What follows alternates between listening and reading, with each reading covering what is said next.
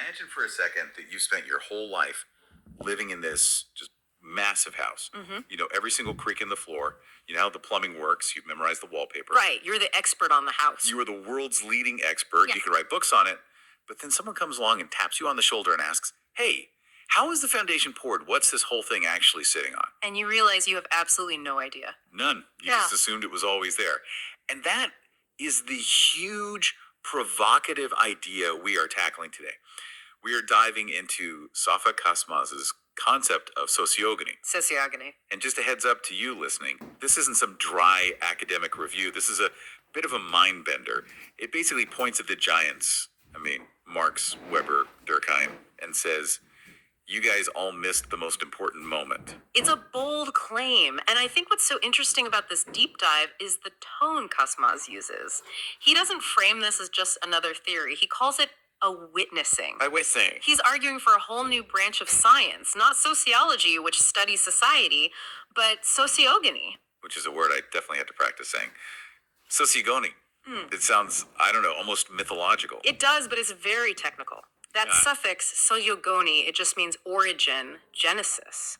So you have cosmogony, the origin of the cosmos. Yeah. Sociology studies societies that are already up and running. Sociogony claims to study the moment of its founding, the birth, that initial spark. So our mission here is to be like intellectual detectives.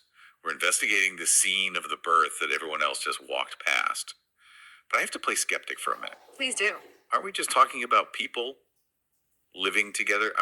Haven't we been studying that for centuries? Anthropology, history. And that's the trap. That's the big blind spot he's pointing to. We just assume that if you put a bunch of humans in one place, society just happens. Like mold on bread. Exactly. But he argues no, a herd is not a society. Just living together doesn't create a social order. There's a specific step you have to take, a threshold you have to cross. Okay, so let's talk about who missed this threshold. The big three. These guys are the bedrock of social science. What did Marx get wrong? Well, it's not so much what he got wrong as where he started. When Karl Marx looks at society, what does he see? Conflict. Class struggle. Right. The haves and the have-nots. The engine of history is this fight over resources. Then you have Max Weber. He's looking at religion, bureaucracy, meaning. How we organize everything. And Durkheim is focused on the collective consciousness, the glue holding it all together. They're brilliant at analyzing the machine. But they're assuming the machine is already built and switched on. Precisely. Kaçmaz argues they all treat society as a datum a given. They start the movie, 10 minutes in. They never ask, how did this thing ignite in the first place? It's like studying an engine, the pistons, the fuel injection, without ever wondering how the metal was forged or who decided to build a car. That's it, exactly. And that brings us to the fundamental question of sociogony. How is society born? Not how it evolves, but what is the actual mechanism that turns a biological group into a sociological one? And the answer he gives isn't just, we got smarter, it's this idea of the Toplumberum. Yes, the Toplumberum, which translates to society unit.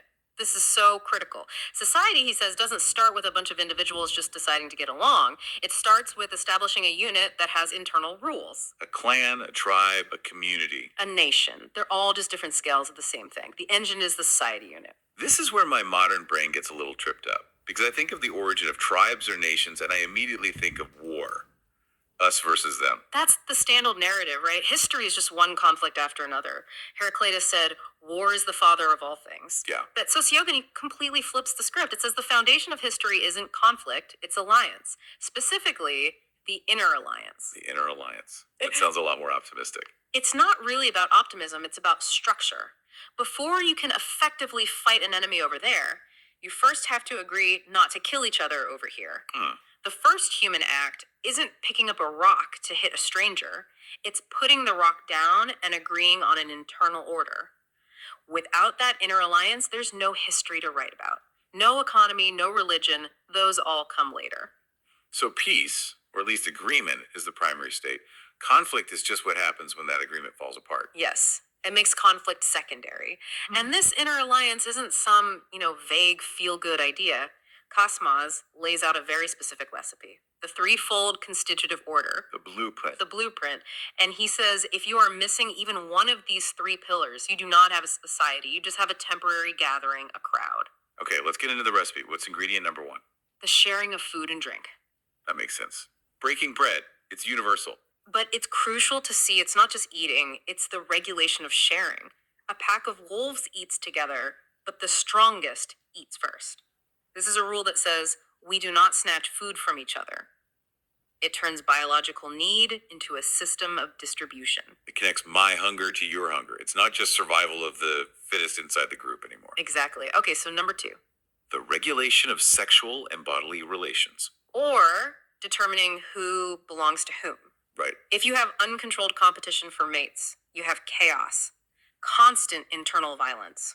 The alliance must define the sexual order, or the group will just tear itself apart from the inside. So it's less about morality, like this is sinful, and more of a practical peace treaty. It's purely structural. You have to regulate desire, or desire will destroy the unit. And that brings us to the third one. And honestly, I think this is the most profound part of the whole thing. This is the big one in the notes. The sharing of children. Both the born Yeah. and the unborn. Why is this so central? I mean, yeah, you need kids to continue the species, but Sociogony seems to put this immense philosophical weight on the child. It's massive. Because in this view, the child isn't just biology. The child is the alliance projected through time. The guarantee of continuity. Yes. Without the child, the alliance dies with this generation. The child is the living carrier of the group's memory and its future. There's that line in the source material, there is no child, there is no society. And that idea echoes through our oldest stories, the father's only son, or the Adam and Eve narrative. In this framework, those aren't just religious tales, they were structural metaphors for this principle of continuity. The child is the physical proof that the alliance intends to exist tomorrow. So the society exists to create the child, which then exists to perpetuate the society. It's a perfect feedback loop. And this brings us to religion, which is always a tricky topic. Oh boy, yeah. Because we usually frame it in one of two ways. Yeah. Either it's divine truth handed down from on high, or it's... the opiate of the masses. Right. A superstition, Marx said, was used to control people. Sociogony rejects both. In this system, religion is not a spiritual belief in the modern sense, and it is absolutely not an illusion. So if it's not belief and it's not a lie, then what is it? It's defined as the language of alliance. Like Think of it as a technology, a recording system, a social hard drive. Okay, a social hard drive. I like that. Look, it's 5000 BC. You've made this alliance. You have these 3 crucial rules. But you don't have writing. You can't just email everyone the Constitution. How do you make sure the rules stick? How do you make them last longer than the people who made them? You have to wrap them in something powerful, something unforgettable. You use the tools of what we now call religion, and Kaçmaz points to 3 specific technical tools: the calendar, rituals, and prohibitions, or yasaks. Okay, as tools. The calendar, that makes sense. It marks time, syncs up the group for harvests, festivals. It puts everyone on the same clock. And rituals aren't just symbolic dances, they are the enactment of the alliance. When you perform the ritual, you are physically reaffirming your commitment to the rules. And prohibitions, the thou shalt nots, they draw the lines. They set the boundary. Exactly. So the sacred in this context isn't about God. The sacred is just the social agreement that has been declared untouchable. You put a do not tamper sign on the core rules to protect the whole system. Which leads to the temple. I'm picturing a place of worship, but the source material calls it a management center. And that just changes the whole image, doesn't it? The first temples were technical hubs. They were literally the grain silos where food was centralized and shared. They were the places where the sexual order was managed. Think of temple marriages. And they were the archives. Where they kept the records of the children. It was City Hall, the central bank, and the courthouse all rolled into one. Its job wasn't worship. Its job was the administration of the inner alliance. Wow. So when you look at Göbekli Tepe, you're not looking at a church. You're looking at a database made of stone. A database designed to last for millennia. And that survival depends on knowing who we are. I want to ask about something that feels a bit more, primitive. Totems. The outline mentioned animals for shepherds, plants for farmers. How does that fit this technical view? Well, it's usually dismissed as, some kind of primitive magic, but here it's seen as a genius method for establishing identity. You have to distinguish us from them, and more importantly, you have to stop eating each other. Ah, right. The move away from cannibalism, which is a pretty big step. The most important step. So by adopting a totem, we are the Eagle Clan, we are the Corn People, you project your identity onto something external. It creates a boundary. It's a way of saying, this is us. It's like the earliest team jersey. Tells you who not to attack. In a way, yeah. And that leads right into the economy. People ask when money started, but Sociogony says the economy doesn't start with goods or trade, it starts with trust. Money is materialized trust. I love that line. It has to be. You can't trade if you don't trust that the other person is playing by the same rules. The gold and silver, those were just tokens of the trust that was already established by the inner alliance. No alliance, no economy. It all comes back to that. It feels like everything. Economics, law, religion, it's all just a downstream consequence of that first agreement. All fruit from the same tree. But this is where it can get uncomfortable, because we have to talk about things we attach so much emotion to. Incest, marriage, inheritance. And Sociogony looks at them so coldly. It's a necessary coldness if you want to see the mechanism. Take the incest taboo, we see it as a deep moral wrong. Yeah, for it. But Kaçmaz argues that originally it wasn't moral, it was technical. It was a border for belonging and for expansion. How so? If everyone only marries within their immediate family, the group stagnates, it turns inward. By forbidding it, you force the group to look outward to make alliances with other groups. It's a structural tool for growth. So marriage itself is not about love. Not in its foundational sense. Marriage is an instrument of alliance, a treaty that turns a stranger into a relative. And inheritance isn't about who gets the family fortune. It's the regulation of continuity. It ensures the resources and identity of the alliance are passed down through time, keeping the structure intact. It's amazing when you strip away the moral layer, the function just becomes so much clearer. It's like looking at the source code of civilization. That's the perfect metaphor. You're looking at the source code, and when you see that, you realize history itself needs to be redefined. Right, it's not the story of great kings or class struggles. History, in this view, is the cyclical process of alliance rules being broken and then reestablished. It's not a straight line of progress, it's a pulse. An alliance is formed, that's peace. The rules break, that's chaos. A new alliance is established, that's a new order. So we're just in this constant loop of fixing our own broken agreements. Or trying to, at least.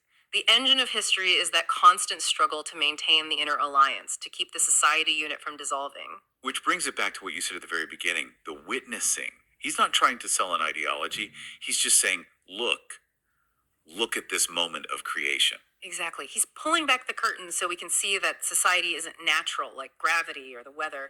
It's a constructed thing, an artificial thing, and it's fragile. That's what really sticks with me. If it's constructed, it can be deconstructed. And that's why this is a whole separate science. It looks into the void before society and asks, how did we take that first step out? It witnesses the creation of the first we. It's such a huge shift. Instead of arguing about how to decorate the house, we're finally looking at the blueprints for the foundation. And we're seeing the foundation is made of trust, rules, and the promise of a future, the child. So as we wrap this up, I'm left with this really big question. If society is defined by this active inner alliance, what happens when we stop actively maintaining it? That is the question, isn't it? If we lose that peplum-burm, that society unit, do we just go back to being a herd? Are we maintaining our inner alliance right now? No. Or are we just, 8 billion people who happen to be living in the same room? If the alliance is built on shared rules and trust, and you see that trust eroding, well, Sociogony would say we're in a very dangerous place. We might be drifting back toward the herd without even noticing. A chilling thought, but a really important one. This has been a fascinating deep dive. It definitely changes how I'll look at, everything. It makes you appreciate the invisible work that keeps it all from falling apart. Absolutely. Thanks for unpacking all this with me. Anytime. And thank you for listening. Keep questioning the foundation. We'll see you on the next deep dive.